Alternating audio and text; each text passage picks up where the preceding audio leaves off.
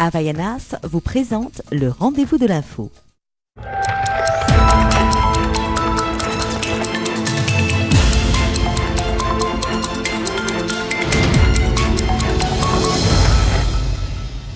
Bonsoir à tous, bienvenue dans le rendez-vous de l'info. Ce soir, deux invités, le pasteur Bertrand Vergnol qui est de passage en Guyane, nous allons parler de l'église protestante ce soir, et puis Clara Nugent sera notre invitée également. Elle fête ses 20 ans de carrière et parlera de son retour, notamment chez Paulina.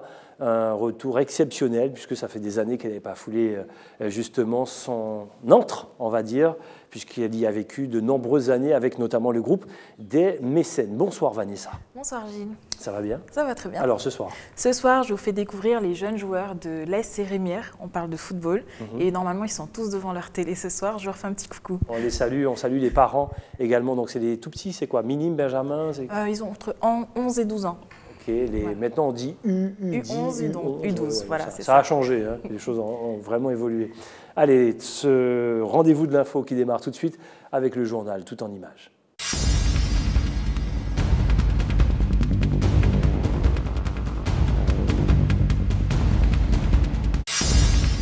Afin de lutter contre les inégalités de moyens et d'enseignement, la Guyane entière est placée en réseau d'éducation prioritaire. Les établissements qui font face à des difficultés grandissantes seront annexés d'ici 2016 au programme REP+.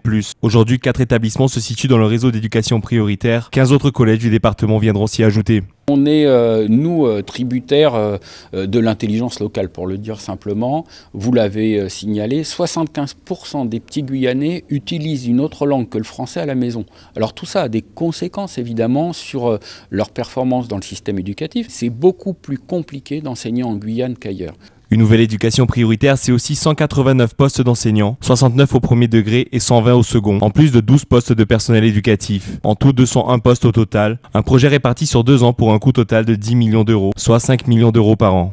Le classement REP+, c'est des moyens financiers dédiés aux enseignants, c'est des temps de concertation, c'est des allègements de services, mais c'est aussi derrière une obligation, pas seulement de la part du recteur, mais une obligation morale d'une amélioration de la réussite des enfants guyanais. C'est surtout là-dessus que nous sommes attendus. Qu'est-ce qu'on va faire de tout ça?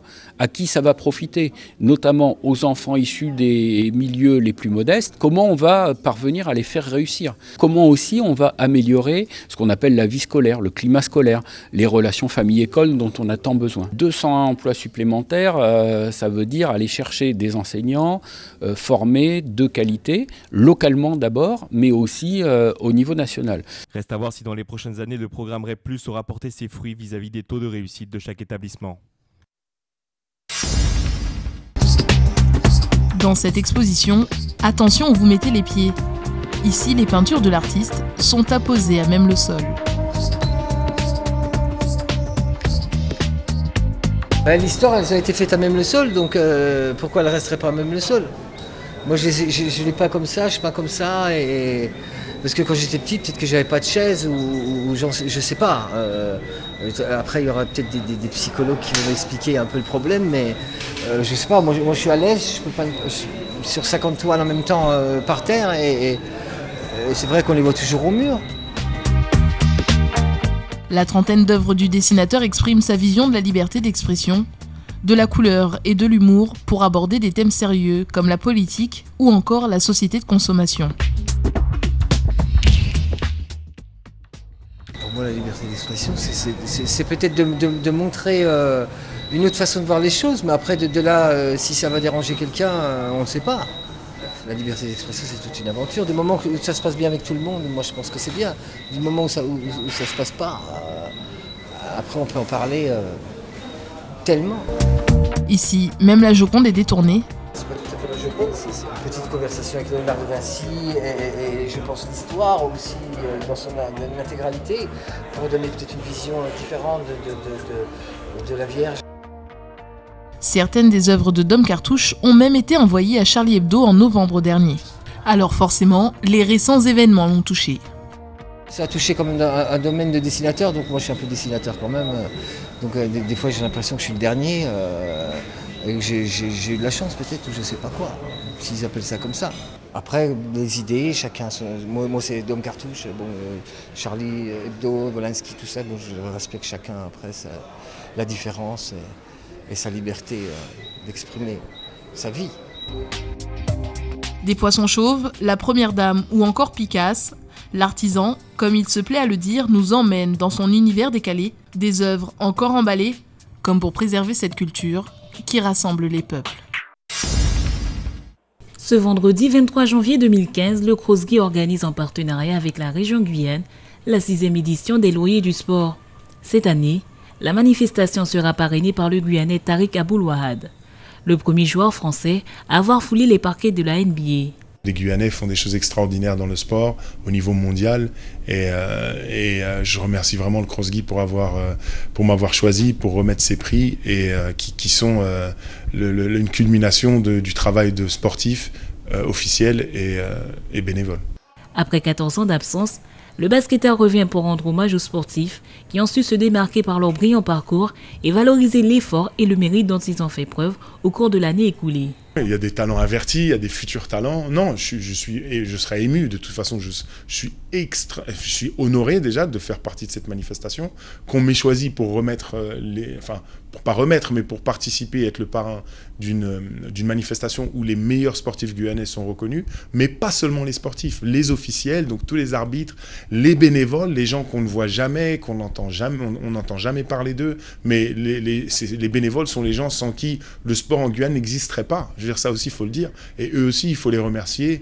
Et je pense surtout à eux dans ce genre de moment parce que l'athlète fait ce qu'il fait, mais s'il n'avait pas un président de club, des secrétaires, des trésoriers, des parents, des arbitres, le sport n'existerait même pas. Donc je pense qu'il faut aussi célébrer le travail qui a été fait par ces gens-là. 26 disciplines, de la boxe anglaise à l'équitation, en passant par le cyclisme, le football ou encore le sport automobile, ce sont des sportifs et des bénévoles qui seront récompensés. L'association Ne Plus Jeter, avenue de la Liberté à Cayenne. Ici, des dizaines de robes et accessoires de carnaval. En ces temps de crise, difficile de profiter de cette période festive. La solution pour les petites bourses, la ressourcerie ou comment faire un carnaval à moindre coût. Il est intéressant, il est joli, aussi. Elle est belle quand même. Ça permet de faire un carnaval moins cher pour les petits budgets. Voilà, parce que c'est pas tout le monde qui peut se permettre de se faire plaisir en cette période-là. On peut ainsi se confectionner un costume de carnaval avec accessoires pour 20 € seulement. Mais aujourd'hui, la plupart de ces clients ne sont pas venus pour ces robes, mais pour les vêtements, livres et accessoires à prix cassé. À ce prix-là, difficile de ne pas se laisser tenter. Des fois, vous avez une chose pour 1 €, et vous payez l'argent pour aller prendre dans le magasin. C'est bon pour moi. On mettait, on sortit, on allait à l'église. On fait marcher, et puis on toujours propre. Plus Jeter est une association qui fonctionne sur le principe du don. Nous collectons l'ensemble des dons de vêtements, de livres, de quelques chaussures et objets du quotidien que nous trions et que nous revendons en boutique, que nous envoyons en colis sur le fleuve ou pour toute autre action caritative. Mais c'est que du fonctionnement du don et la revente, c'est vraiment de la revente à bas prix. Des prix bas pour des achats accessibles à tous. À l'arrière-boutique, les tonnes de dons s'amoncellent. Chaque nouvelle collecte est vérifiée. Je fais la pesée. Et ensuite, après la pesée, je fais le tri pour savoir ce qui peut être recyclé et ce qui ne peut pas l'être. Et je fais la poubelle. Ce qui est conservé est ensuite trié et rangé pour être vendu. Aujourd'hui, l'association est débordée par cet élan de générosité et lance un appel aux bénévoles. En Guyane, comme dans l'Hexagone, de gauche ou de droite, des voix s'élèvent pour un retour au service militaire obligatoire. Pour Léon Jean-Baptiste Édouard, secrétaire général du Parti socialiste en Guyane, le service militaire obligatoire permettrait de mieux intégrer les jeunes en perte de repères. Aujourd'hui, je pense qu'il faut trouver une formule, il faut un débat sur cette question, il faut retransmettre des valeurs à nos jeunes, surtout dans une société qui est en crise, dans une société où il n'y a pas de perspective pour eux, où des fois ils sont totalement dans le désespoir et puis ils se laissent prendre par toutes sortes de la drogue, toutes sortes de trucs qui sont comme négatifs, puis surtout par l'intérisme, par la religion, etc. Et ensuite les choses dérapent, nous voyons comment ça dérape. L'idée d'un retour au service militaire a refait surface après les attentats à Paris qui ont fait 17 victimes. Le service militaire peut-il être une réponse au djihadisme ou au terrorisme? Certains ont l'air de le penser. Il est évident que nous devons penser à remettre en place un service militaire, un service national, afin d'inculquer un certain nombre de valeurs républicaines à nos jeunes. Ça devient une nécessité, je pense. De quelle façon on pourrait imaginer, alors Xavier Bertrand a fait des propositions, M. Barouin aussi, je pense qu'un service militaire à hauteur de 4 mois pourrait être efficace afin de pouvoir inculquer nos valeurs républicaines, mais non seulement nos valeurs républicaines, expliquer un petit peu ce qu'est la République à nos jeunes. Le service militaire a été supprimé en 1996 par Jacques Chirac et remplacé par une armée professionnelle. Depuis, les jeunes âgés de 17 ans doivent participer à une journée d'appel à la défense. D'un point de vue légal, sa remise en route serait donc possible. Mais côté financier et organisationnel, ce serait bien plus complexe.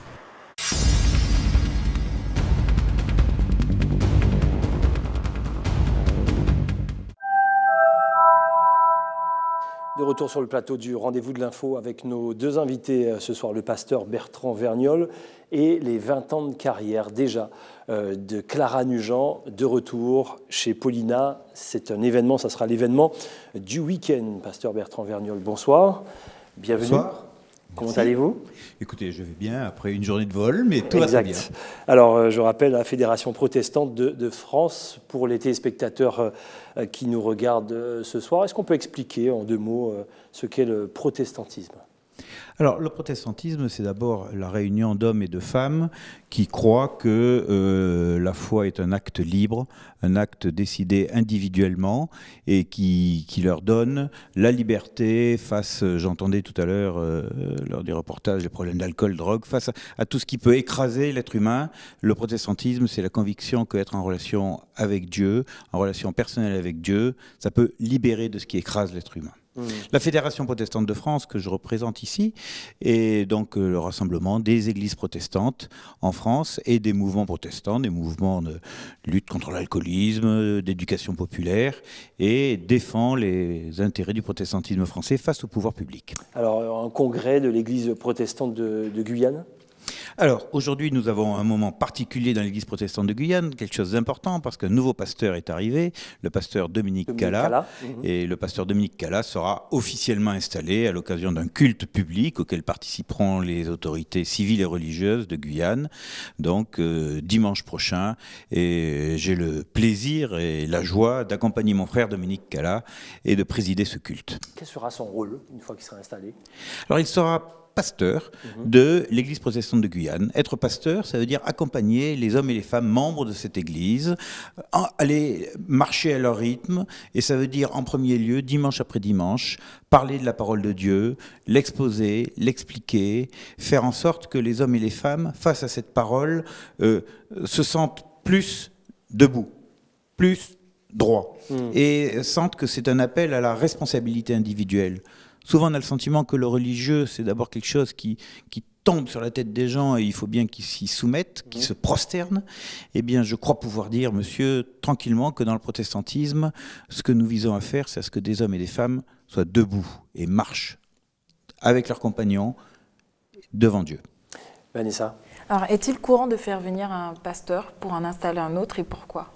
Oui, c'est courant. C'est parce que je suis le responsable de l'organisme de la Fédération protestante qui a envoyé le pasteur Dominique Cala.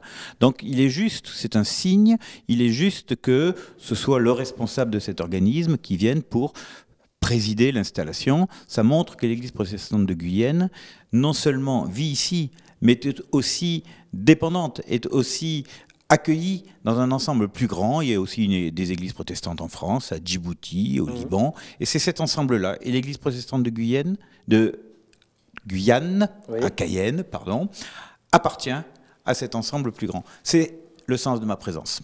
Alors j'ai bien compris, le croyant devant Dieu, la Bible à la main, l'homme et la femme à égalité. L'homme et la femme à égalité, absolument. Dans le protestantisme, pas encore dans l'ensemble des églises, mais nous le souhaitons vigoureusement, et dans la charte de la Fédération protestante, nous y appelons, nous souhaitons qu'il y ait une égalité absolue entre hommes et femmes relation directe avec Dieu. S'il faut faire, alors on aime bien comparer, bien sûr, que le téléspectateur puisse bien comprendre. Dans l'Église catholique, il y a le prêtre, hein, qui est une sorte de, on va dire, d'interlocuteur. Ce n'est pas le cas chez vous? Oui, d'intermédiaire, on pourrait dire. Intermédiaire, oui. Ouais, enfin, je voudrais pas pour mes frères catholiques, je ne voudrais pas parler à leur place. Mais ce que je peux dire, c'est que le fondement du protestantisme, ce qui porte l'Église, c'est la communauté. C'est vous, c'est moi, c'est les hommes et les femmes rassemblés autour de la parole de Dieu. C'est ça l'Église. On peut penser que du côté catholique, l'Église est plus représentée par ses clercs. Voilà. Mais on a besoin des deux. On a besoin des deux. Le soir de l'attentat de Charlie Hebdo, le protestantisme a parlé dans le cadre républicain, les religions, on va dire, c'est pas de religion d'État, donc tout le monde est représenté et le protestantisme a parlé également.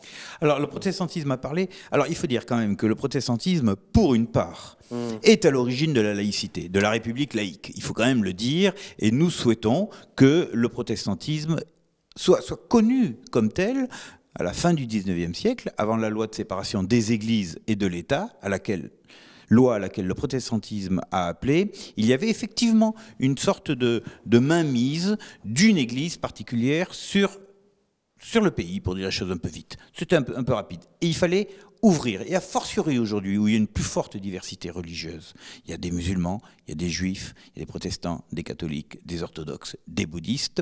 Il faut que l'ensemble du panorama religieux soit représenté à égalité. C'est ce qu'a dit le président de la Fédération protestante de France, alors que les vœux du président de la République étaient adressés aux forces religieuses, aux autorités religieuses, le soir même de ce terrible attentat contre Charlie Hebdo. Vanessa.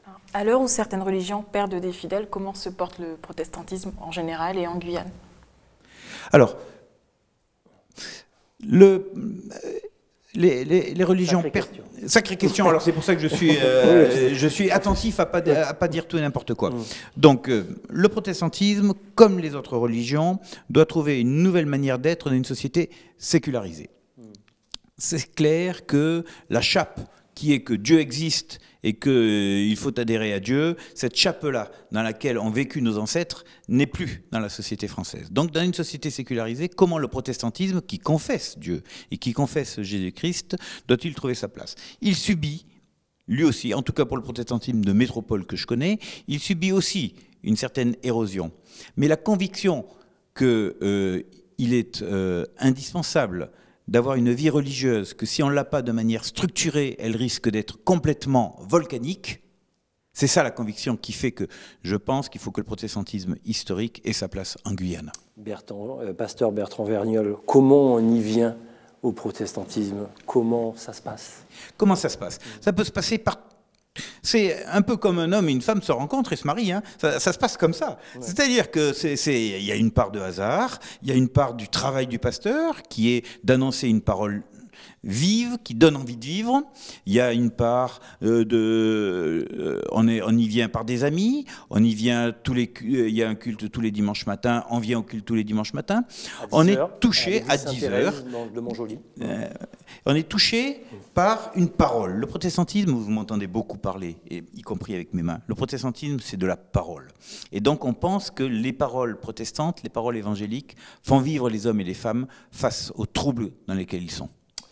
Cérémonie d'installation de Dominique Cala, je rappelle, rendez-vous dimanche 25 à 17h à l'église Sainte-Thérèse de Rémire-Montjoly. Est-ce que vous voulez rajouter quelque chose? Écoutez, je suis très heureux d'être ici en Guyane pour saluer l'église protestante de Guyane et plus généralement pour que le protestantisme historique soit une part de la vie en Guyane. Je crois que c'est utile pour nous, protestantisme historique, et pour la Guyane. Pasteur Bertrand Vergnol, merci d'être passé sur le plateau du Rendez-vous de l'Info. Allez, sans plus tarder, voici le rendez-vous du Prime sur ATG, Dom Laquezotte avec Dominique Nugent qui a fait la rencontre de Marc Mogès. On regarde. Il côté son médecin a demandé qui ça m'a metté en bête à maudit avec bête naturelle. Pas gain machin, bête naturelle, tout ça. Il m'a dit bon, faut pas rigoler. Hein? On a dit pourquoi? Docteur Agamon de Simba peut faire même bagage à poule. Cela battait mal. Et il pas longtemps, il y a une petite fille qui a appelé moi, parce que moi j'ai fait antidouleur, moi fait. On fait antidouleur et en mer aussi. Et il a dit bon, et il a appelé moi parce que ce moment trappé chikungunya, il y a côté médecin. Médecin dit comme ça, qui m'a gagné une antidouleur qui n'en met qu'à vendre. Donc, prendre. Ouais. Donc, ça a prouvé qu'il. Ça a prouvé qu'il remet à marcher, quoi, finalement. Il a marché, oui. Et puis, à pousser, il y a ça aussi que, normalement, tout médicament, qu'à partir de la nature, a des molécules qu'on a dit synthétiques qui sont créées, mais à la base, a beaucoup de bagages qui sont extraits dans la nature pour effectivement créer et faire des médicaments. Oui, à mettre la nature, et puis après, bon, naturellement, il y a ajouter les composants, etc. Voilà, Marc Mogès, c'est les plantes, bien sûr, il est connu pour ça. Donc rendez-vous ce soir, Dom Laquezotte, à 20h sur ATG. On passe sans plus tarder à la chronique de Vanessa. Vanessa qui était à la rencontre des tout-petits à Rémière. Voilà, à la rencontre des jeunes joueurs et joueuses de la SC Rémière. Alors je dis joueuse, il n'y en a qu'une, une fille dans toute l'équipe. Donc c'était sur le terrain synthétique de Morne Coco lors d'une journée de championnat. Et alors ils débordent tous d'énergie, regardez.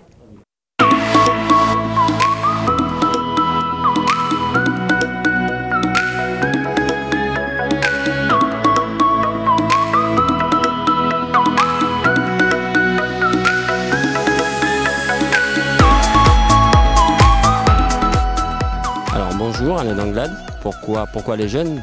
Tout simplement puisque le football commence à cet âge-là, exactement. C'est vraiment la base. C'est à partir de 10-11 ans qu'on peut vraiment profiter de ce jeu-là. Le foot permet de canaliser un enfant aussi auprès de l'école. Alors aujourd'hui, nous sommes à Morne Coco. Voilà, une journée de championnat, du moins. Et c'est nous qui recevons. C'est la SC Rémière qui reçoit aujourd'hui cette journée. Everybody wanna know why I'm walking around with a big smile on my face. Hey, I'm happy and it shows. Je m'appelle Ilan. Maël. Je m'appelle Ilan Gelin. Ronald. Virgile. Damian. Bonjour, déjà je m'appelle Kézy Saint-Louis. Je m'appelle Tyrone. Je m'appelle Dimitri. Cyril. Nayan. Je m'appelle Kylian. Tu es dans quel club? Je suis dans le club ASC Rémière. ASC Rémière. ASC Rémière. ASC Rémière.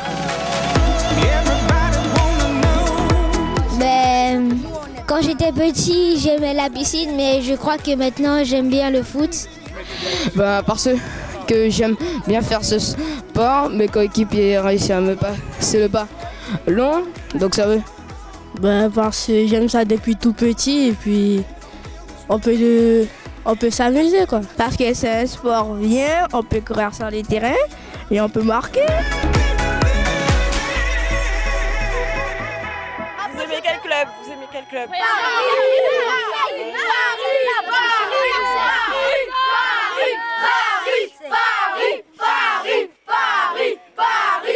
Là, ils supportent Paris, enfin, en majorité en tout cas. Donc, alors, l'équipe 1 s'est inclinée face au CSCC, 2-3. But marqué par Ilan et par Gian. L'équipe 2 s'est imposée 3-1. Et but marqué par Mathéo et Tyrone. Bon, voilà. Très bien. Et on peut, puisqu'on est en direct, Paris qui vient de se qualifier pour la suite de la Coupe de France face à Bordeaux, bien sûr. Et on peut le dire, le club de Rémière, c'est un des meilleurs clubs de jeunes. C'est dans ce genre de club que sortent des Malouda et plein d'autres encore. On peut simplement citer, bien sûr, Florent Malouda. Merci Vanessa. Allez, notre deuxième invitée est avec nous, avec une jolie chevelure colorée. Clara Nugent est là. Bonsoir Clara. Bonsoir Gilles, bonsoir Vanessa. Bonsoir. Alors pourquoi toutes ces couleurs? C'est carnaval ou c'est dans ta nature? On me l'a fait tous les jours, celle-là. Non, je sais pas. Alors si c'est ça, c'est carnaval toute l'année parce que je suis toujours coiffée comme ça. Voilà, c'est la question. Est-ce que c'est dans ta nature? Oui. C'est dans ma nature. Ouais, j'aime les couleurs, j'aime ce qui pète, j'aime ce qui vit en fait. Ouais. C'est très belle coiffure. Hein. Merci beaucoup. C'est ma coiffeuse qui va être contente. D'accord, très bien. Ouais, c'est une artiste. C'est une artiste. Bon, allez, qui c'est? Micheline. Ah, Micheline, qu'on salue au passage.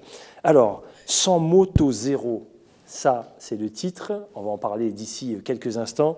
Clara, c'est plein d'actualités également. C'est tous les jeudis au Café de la Gare avec la bonne Jean Clair. Et ça sera surtout cette année, toute l'année, les 20 ans de carrière de Clara Nugent. Et pour ces 20 ans, un petit retour chez Paulina, c'est ça? Comment ça va se passer ce retour? Explique-nous. Alors, les 20 ans alors, je ne dis pas les 20 ans de carrière, je dis les 20 ans de musique. 20 ans de musique. Parce que ce serait vraiment faire offense à ceux qui en ont vraiment fait une carrière. Oui, donc, je dis plutôt musique, 20 ans de musique, 20 ans de complicité musicale. Pendant qu'on te voit au Café de la Gare. Oui, voilà. Ouais. Ah, effectivement, oui. Donc 20 ans de liesse, 20 ans de complicité musicale, oui, oui. Vas-y. Oui, je n'avais pas vu ces images-là, c'est pour ça, donc j'étais un petit peu curieuse. Et alors c'est un anniversaire qui a commencé donc le 1er janvier, qui va s'étaler donc sur toute l'année jusqu'au 31 décembre. Donc c'est la fête, je me fais plaisir. Et donc je serai présente ce samedi, effectivement, donc chez Paulina. Alors pourquoi? Tout simplement pour partager un moment musical. Alors non seulement avec plusieurs familles musicales, donc là en l'occurrence les mécènes chez Paulina. Le 31, ce sera chez Nana avec les Blue Stars. Et puis tout au long de l'année, il y aura comme ça des rendez-vous surprises. Le 18 juin donc à l'Ancre. Tu t'en souviendras, c'est l'appel du général de Gaulle. Oui, impossible de l'oublier. 18 juin, 18 donc juin, à l'Ancre, dans un autre registre, registre Gaïa Jazz. Donc il y a un lien. Donc il y a, oui, c'est un année. Non, le lien en fait c'est cet anniversaire que je vais fêter du 1er janvier au 31 décembre dans différents registres musicaux. Alors c'est vrai qu'il y avait un lien avec le 18 juin et l'appel du général de Gaulle. Non, bon, d'accord, très bien. Je sais pas, tu peux venir sur scène avec le képi du général de Gaulle. Non, c'est vraiment un hasard. C'est vraiment un hasard. Et comme j'ai fait mes premiers pas, mes débuts donc avec les mécènes chez Paulina, donc c'est tout naturellement que je rends hommage à cette musique que j'aime par-dessus tout, c'est vrai, qui m'a vu débuter. Et voilà, donc j'ai démarre. Chez Paulina. Allez, on a vu les images du Café de la Gare, on pourra même revoir à nouveau, écouter un peu de musique. Café de la Gare, comment ça se passe là? T'es chez toi là? Oui, au café. Mais c'est vrai qu'on est chez soi quand on est au Café de la Gare. C'est une ambiance qui est très conviviale, très chaleureuse. Et puis, c'est un carrefour de rencontres, un carrefour culturel. On a vraiment beaucoup de bonheur à partager notre musique avec toutes sortes de personnes. Des gens parfois...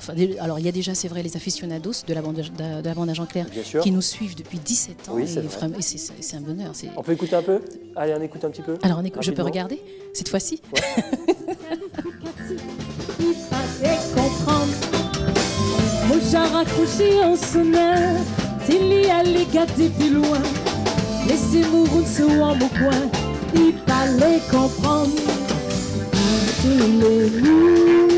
Non, à pas à l'amour, à pas l'amour. Voilà, alors, c'est pas l'usine là au Café de la Gare. C'est toute une ambiance. Il y a une famille. Oui, c'est vrai qu'il y a une ambiance qui est très particulière parce que les gens viennent vraiment donc pour s'amuser et puis parce qu'ils ont pris conscience de la qualité musicale aussi. Alors il faut préciser qu'il y a une initiation aux danses traditionnelles de 21h30 à 22h30 avant, donc histoire de se préparer, d'entrer dans le bain petit à petit et ensuite voilà donc le bal, le live avec la bande à Jean-Clair. Je sais que Sandra Oshunten était dans les parages. Oui, c'est vrai. Cette année, donc le cours est en alternance, enfin l'initiation est en alternance avec Sandra ou Enzabella au choix. Voilà, très bien, qu'on salue au passage. Vanessa. Alors, que pensez-vous de la nouvelle génération de jeunes chanteuses là, qui arrivent? Oui. Non, mais c'est bien. C'est une génération qui promet, c'est une génération aussi qui doit travailler, de toute évidence, qui doit faire ses preuves et qui doit surtout prendre conscience que chanter, faire de la musique, ce n'est pas une sinécure. C'est vrai que quand on aime, on travaille d'abord, donc on se donne les moyens, on va à l'école de musique, on prend des cours et on prend ça surtout très au sérieux parce que... Voilà, il y a des gens avant nous qui ont tracé un sillon et je pense que si on veut vraiment que nos musiques perdurent et qu'on puisse vraiment les transmettre, il faut vraiment se donner les moyens de travailler la musique. Je pense que c'est le meilleur moyen de laisser quelque chose, de marquer les esprits et de faire en sorte d'être respecté dans tout ce qu'on fait. Alors je garde ce mot respect, respecter justement. Clara, tout au long de ton parcours, tu as fait en sorte que les choses soient respectées, la musique, tes tenues, à chaque fois que tu étais sur scène également, le message qu'on fait passer aussi, c'est toi, c'est ça, Clara Nugent, voilà, tu as toujours fait des choix dans ta carrière, quitte à te sacrifier des fois, là je parle de Paulina par exemple, mais c'est aussi la bande à Jean-Clair, c'est aussi ton parcours personnel, tes albums, tes messages, notamment je pense à l'album solo avec de beaux textes, c'est ça Clara Nugent ? Alors Paulina, je précise que ce n'est pas un sacrifice. Non, c'est moi qui dis sacrifice. Non, c'est pas un sacrifice. Je dis sacrifice parce que c'était le show, oui, bien sûr. Non, c'est pas sacrifice peut-être pour le public. Oui, peut-être, oui. Ouais. Oui, ce n'est pas un sacrifice. C'est vrai que c'est un choix. Justement, tu fais des choix. J'avais envie d'explorer d'autres layons musicaux. Ouais. J'avais envie vraiment de faire fructifier mon patrimoine parce que j'ai quand même une grand-mère qui m'a laissé un patrimoine exceptionnel, un papa qui était musicien. Et c'est vrai qu'en choisissant un autre chemin, j'ai vraiment pu explorer tout ça. J'ai vraiment pu exprimer mon Gaïa Jazz, ce fameux Gaïa Jazz que j'ai pu présenter donc, au public guyanais. Tu n'es pas resté cantonné à une chose. Je n'ai jamais été cantonnée à la musique traditionnelle. Ouais. Je n'ai jamais voulu être une chanteuse de carnaval et d'ailleurs je déteste cette appellation parce que pour moi ça n'existe pas une chanteuse de carnaval. On est auteur, compositeur, interprète, mais à aucun moment on est chanteuse ou chanteur de carnaval. Je le dis parce que ça n'existe pas pour moi. On a encore plein de questions, il nous reste à peine 2 minutes. Vas-y Vanessa, j'en ai encore 2. Oui, Vanessa. Réponse courte. Je suis bavarde, je te préviens. Alors justement, c'est sur le nouveau titre, il raconte quoi? Et puis, on a l'impression d'un appel féministe. Sans moto zéro. Alors, sans moto zéro. On nous parlait dit sans moto zéro. Sans moto zéro. Alors, les hommes sans les femmes ne sont pas grand-chose. C'est vrai que derrière chaque grand homme, il y a une femme. S'il n'y a pas de maman, une tante, une sœur, une cousine, enfin, une famille, une femme. On est bien d'accord là-dessus. Là-dessus, je n'ai rien d'autre à rajouter. Donc, nous, les femmes, nous avons notre importance, nous avons notre place à prendre donc, dans ces sociétés. Nous sommes vos égales. Et en cela, il est important des fois de faire quelques petites piqûres de rappel et de dire attention, respectez-nous, nous sommes là, nous comptons. Mais c'est quand même ensemble, hommes et femmes, que nous sommes plus forts, que nous grandissons, que nous nous élevons. Et c'est en cela que sans moto zéro. Voilà. Okay. Donc c'est pas féministe 100%, c'est pas... non, c'est juste une petite piqûre de rappel, mais c'est surtout aussi pour réconcilier les hommes et les femmes. Parce que c'est vrai que dans certaines chansons, les femmes sont décriées, les hommes sont décriés. Et c'est vrai que j'en avais un petit peu marre d'entendre ce discours qui m'agaçait. Et donc Fly, Laurent Di, qui est l'auteur donc, de ce beau texte, un jour, donc là, de m'entendre parler, il m'a dit, bah, tiens, voilà le texte. Oh, pas possible, c'est vrai. Donc il l'a écrit, voilà. On écoute un extrait. Oh oui, on est. Allez, alors la version Larry. Plein de copines, plein de copains là. Alors le concept rapidement, hein, le concept de Sans moto zéro, c'est quand même un concept inédit. C'est un thème, 3 versions. Ouais. Donc c'est une chanson, donc avec les mêmes paroles, mais version mazurka, version Begin et version Larry. Et sur la version Larry, bah, tout naturellement, j'ai convié donc mes consoeurs de musique traditionnelle. Exact. Je dis bien pas chanteuse de carnaval, mes consoeurs de musique traditionnelle, donc à chanter avec moi et à porter ce cœur féminin revendicateur. Et on imagine un groupe de rue interpréter ça avec les cuivres. Voilà, et alors le groupe de rue que l'on voit justement donc, dans le clip, ben, ce sont les Capricieuses de Kourou. On écoute un petit extrait très court parce qu'on a explosé le temps. Allez, on y va. À la montagne Fago, à dominer pour me chatter, à dominer pour me chatter.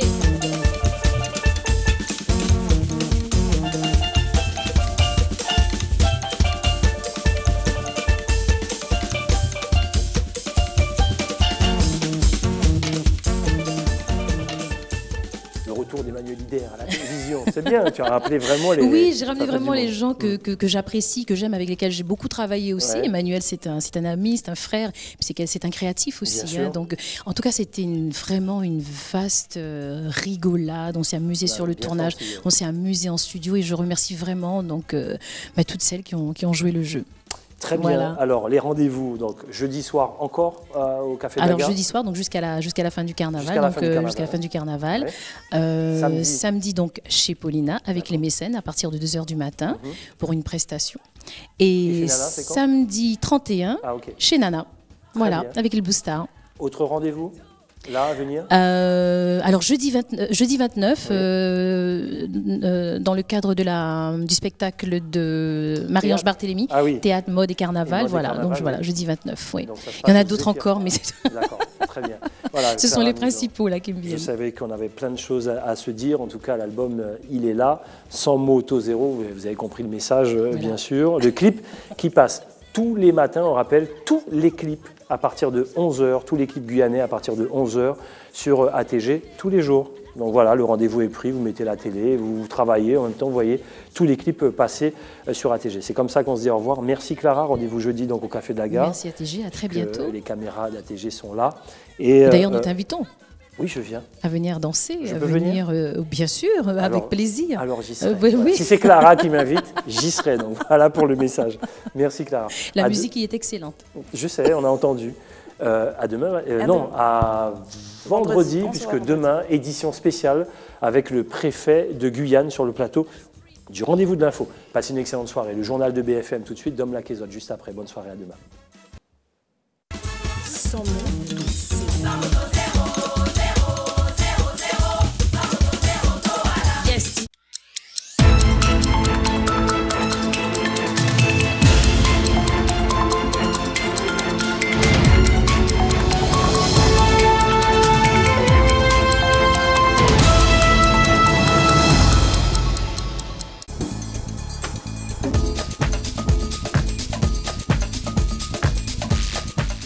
Havaianas vous a présenté le rendez-vous de